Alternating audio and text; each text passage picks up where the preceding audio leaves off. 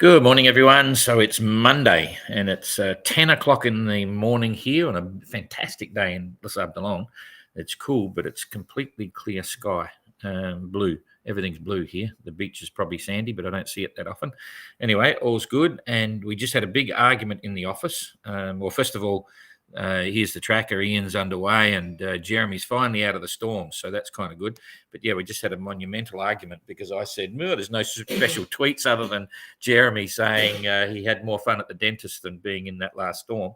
And I said, "Oh, we got no breakdowns, touch wood, and we got no storms, touch wood, and we've got everything seems to be going smoothly, touch wood, and it's all a bit boring, but it's not because there's a good yacht race on, called the GGR." Anyway, so Jane was saying, "You can't say that," and Ada popped in as well. But anyway, it's good to have some quiet times, and I think all the entrants will be happy with that as well. So just looking at the tracker when I get it up here. Okay, so we've got Ian down the bottom, and Guy, I think, he's getting very close to getting around Cape Horn, and he'll just miss all this stuff here. I think he must be just in this zone here right now, so getting very close to getting around the corner. And when he does, we'll try and get him on the phone and put it up on SoundCloud. So Ian at the moment is doing 4.5 knots. He's got a nice southerly breeze there, just a gentle one. The sea will be quite calm. He's only done 63 nautical miles in the last 24 hours because he had this little calm here that went over him, but it turned it around from being the northeasterly because he was heading out south of east, that little sort of hook here, and now he's got the following breeze. He's doing okay, and he won't be complaining with that at all. And I'll just quickly shoot it through for a day there, just coming up. It's going to get quiet for him with not much wind, and then it's going to come down from the northwest as it rolls over. You can see that pretty clearly. So he's got some pretty good sailing.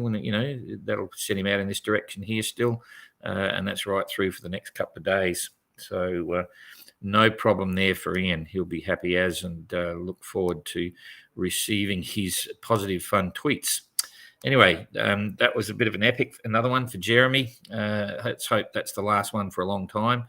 He's doing 5.3 knots. He's picked up. It was 4 point something before. So I'd say he's quite satisfied that it's all gone over. The sea will have died down. That was honestly my worry. You probably detected that when I was giving you the forecast because he had a distinct cross sea. And it's a bit like a lottery then, because if you get right in the position of where they're crossing over and they're both moving, it can get quite challenging. So Jeremy's done well. He felt quite comfortable in the boat, or not comfortable, but confident in the boat. Nothing seemed to go wrong, touch wood, and everything was functioning perfectly on board. So he's done another good job to get through all that. And now on his way well and truly to Les Abdelone. He's just about to cross over the 30th parallel of latitude. That's kind of cool. And he should be in the trades now, but it's still not there. Anyway, he's got a good following breeze. And let's see what happens as he rolls this through. Yeah, more and more. And then this looks like it's a high forming over here that's possibly going to come across and give him a bit quiet. So there we go, 24 hours. He's still got good winds for 24 hours, and then this high is going to go over the top of him again, so he's going to slow down. But he'll be happy to have a break, I reckon. It's usually quite tiring sometimes in those storms, but let's wait and see. So, yeah, that's all of the second day there. So that's now into the fifth. So the first day sailing, he's probably going to do 90 to 100 and something miles, and then he'll do very little, probably do a 50-mile day there. So that's not so good, but gives him a chance to catch up. And then he's got an westerly breeze there, and he'll start moving. But that high, the centre's right in front of him still. So, but he might be through it. In fact, he will, because the first one he's moved on. Let's just see.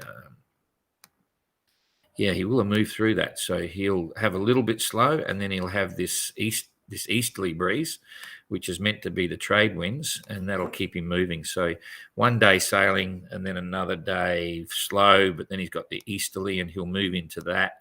And then if we look back here at the big picture, he's trying to get into the trades up here. This is the start of it, but there's still this band of no wind here that he'll have to push through, but it's all looking reasonable.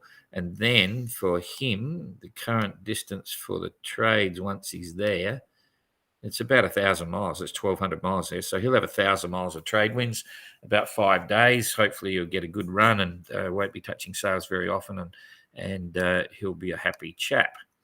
So that's okay for Jeremy. Now Captain Goog, been a little bit quiet on the home front, but everything's going smoothly on board. I reckon Goog's in line to be the boat that has the least amount of troubles all the way around. At this rate, touch wood. He's sort of still doing okay and doesn't report much in the way of damage or major issues at all, which is very impressive when you think about it. Anyway, although Kirsten's done pretty well, but she's had a few little things. But anyway, just a gut feeling. Doing 4.1 knots. He did 82 miles in the last 24 hours, which is reasonable considering everything's getting a bit light. This is the current weather now. And he's probably got another day of this. The good news is that the doldrums are closing up.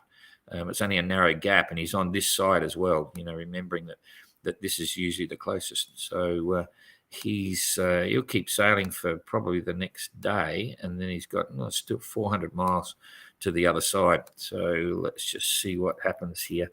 So this is coming up to midnight. He's still got a breeze.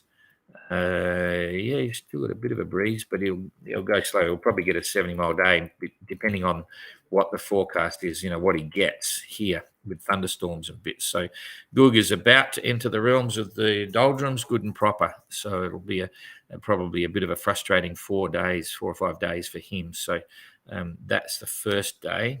So we'll just push it through. Don't look at Kirsten and Simon and Abelish. We're talking about Goog here.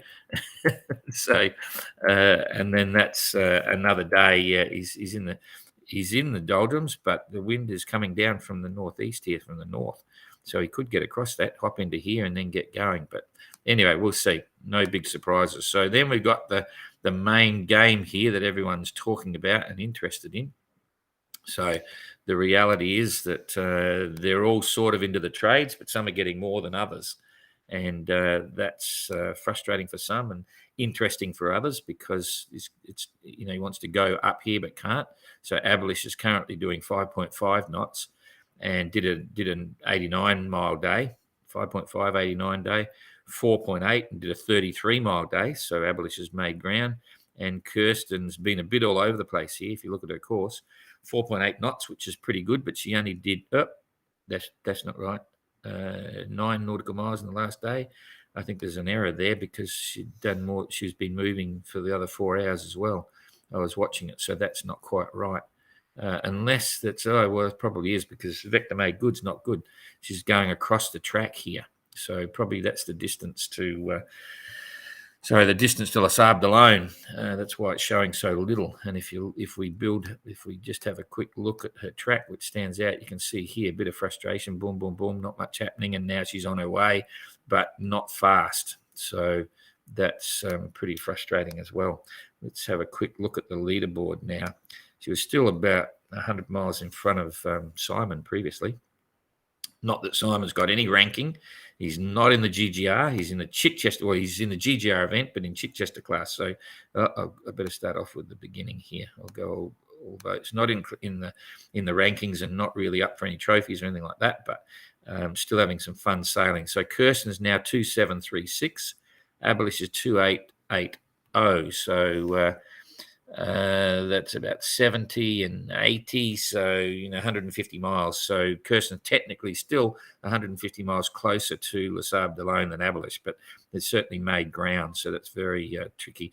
And Goog's got 3,500 miles to go, so that's only compared to Kirsten 5, 6, 7, less than 800 miles. That's not too bad. But he's going to go slow now, and then hopefully these guys up the front in the northeasterly trades will get a move on.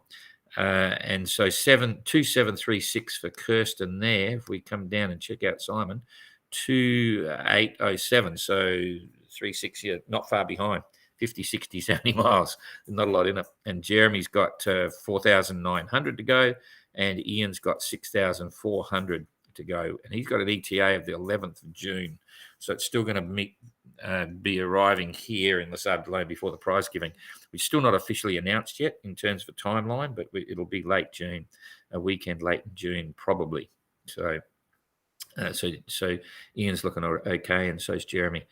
So that's kind of interesting. So we'll get rid of all that. And now we'll just push the weather through and see what happens. I'm going to leave it on this big scale because we know that everything up here is all northeasterly trades. I've explained where they're going and what they're trying to do. Get up to the Azores, and it's still really quiet there. Kirsten's really quiet. Simon's got a bit more. Abolish has got the most wind. This is just how it's going to hold because they're just on the edge. So nothing's changing in the next 24 hours other than the fact that Kirsten's at least got a breeze. So she'll lock into that, put everything up that she's got. She's doing 4.8 at the moment, and I reckon she'll hold that for all of the next 24 hours. So that'll give her some distance, but the direction is still the same. She's going to be sailing across in this, in the northwesterly. Simon will be doing the same, and Abolish is holding up a little bit because he's probably got the same wind direction all the way through here. So Abolish is doing pretty well, holding into that. Sea state, you might see a gradient here. If we look at the waves, there's a little bit of a difference in colour here. So it's building up as it goes forward. So, and then currents. Abolish has got a little tail current there. Simon's going to go across current, and Kirsten's got one pushing to the north, but they're not very strong. It's like snakes and ladders here, but nothing really to talk about. We know the temperature's pretty hot there right now. So that's the first day. Not much changing, but they will get, Kirsten will get 100-mile day, I reckon, out of that lot. But then it goes quiet. See that dark blue that just went over her? So it's still very quiet. And yeah, Simon's a bit more, not a lot more, but a bit more. So that's come into the next day. So by then, they'll be 200 miles ahead. I reckon Kirsten's got 200 miles out of that, or 180 miles maybe. So Kirsten's going to be somewhere about there, and Simon's going to be somewhere around here. He'll reach the stronger breeze well before Kirsten, and Abolish is going to be up here somewhere.